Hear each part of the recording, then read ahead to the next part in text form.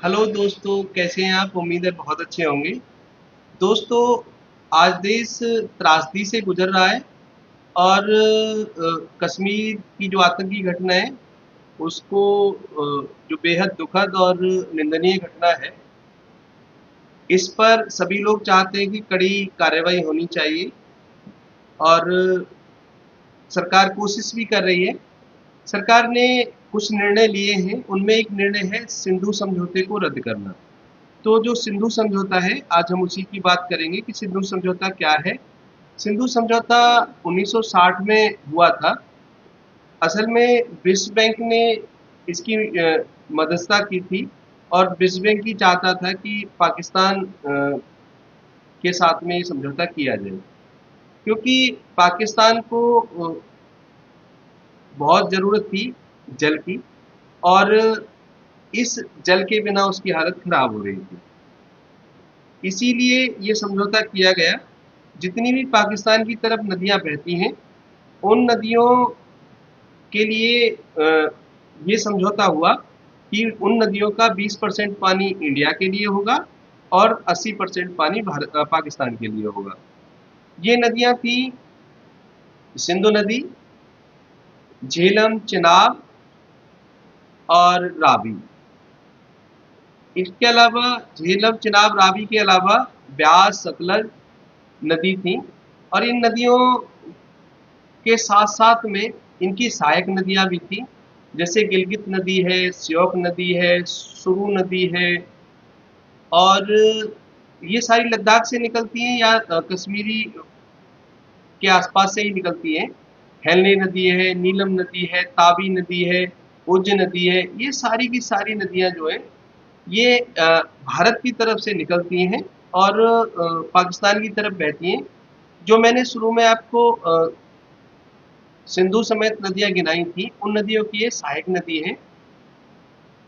इन नदियों में सिंधु, झेलम, चिनाब, इनका 80% पानी जो है पाकिस्तान को मिलना तय हुआ था। रावी, ब्यास, सतलज, इनका ज़्यादातर पानी भारत को मिलना तय हुआ था। तो इस तरह से ये बंटवारा हुआ। इस बंटवारे से जो है दोनों तरफ पानी लगभग लगभग बराबर बराबर जाने लगा।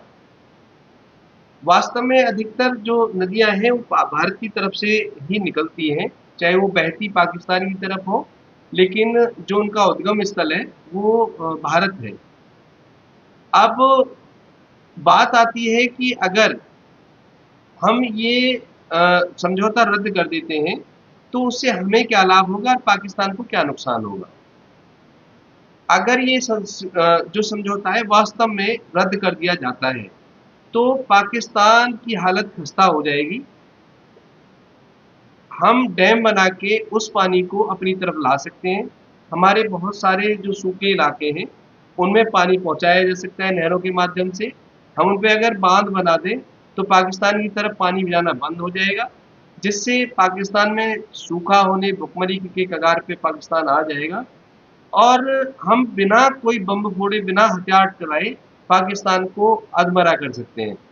तो ये फैसला तो अच्छा है, लेकिन इसका जो एक्शन है इस पे, वो सही-सही होना चाहिए। वास्तव में तुरंत ही डैम बनने स्टार्ट हो जाने चाहिए और उन पानी को रोक कर अपनी तरफ को ट्रांसफ़र कर लेना चाहिए। जितनी जल्दी ये होगा, पाकिस्तान उतनी जल्दी दबाव में आएगा। ये एक बहुत अच्छा फैसला है, लेकिन फैसले पे डटे रहना बड़ा मुश्किल है, क्योंकि अंतर्राष्ट्रीय दबाव इस पे पड़ेगा। हो सकता है कि कुछ लोग इसकी आलोचना कर लें, कुछ देश जो पाकिस्तान परस्त हैं, और साथ ही साथ विश्व बैंक और संयुक्त राष्ट्र, ये भी इसके खिलाफ हो सकते हैं। विश्व बैंक तो इसका मीडिएटर था, तो इस वजह से भी दिक्कत आ सकती है। तो वास्तव में युद्ध की स्थिति अगर बनती है, तो इस फैसले पर बननी चाहिए, ताकि एक कारण रहे और उसको पाकिस्तान को जवाब दिया जा सके। और इसको बिल्कुल पानी को बंद कर लेना चाहिए। 100 का 100% पानी हमारी तरफ आना चाहिए, जिससे कि पाकिस्तान एक बिल्कुल टूटने की कगार पे, भुखमरी की कगार पे पहुंच जाएगा, और इसमें ज़्यादा टाइम नहीं लगेगा, 2-3 साल में ये हो जाएगा। उसके यहाँ पानी की बिल्कुल कमी हो जाएगी और फसलें उसकी बर्बाद हो जाएंगी। तो मुझे ये फैसला अच्छा लगा। ये राजनीतिक फैसला है, ये रणनीतिक फैसला है और ये कूटनीतिक फैसला है। अगर इस फैसले पे अड़िग रहते हैं तो हम पाकिस्तान की कमर अवश्य तोड़ पाएंगे, बशर्ते कि हम अंतर्राष्ट्रीय दबाव और विश्व बैंक के आगे ना झुकें। तो दोस्तों, ये था सिंधु समझौता। और इस सिंधु समझौते से जो अब तक हम घाटे में जा रहे थे, हो सकता है कि अब सिंधु समझौता दोबारा हो और इसको समझौते के बहाल ना करके इस समझौते पर दोबारा से समझौता होना चाहिए, ताकि हम इसमें प्रॉफिट वाली स्थिति में आ सकें। तो अगर ये जानकारी आपको अच्छी लगी तो इसे शेयर कीजिए, ताकि सब लोग इसको जान और समझ सकें।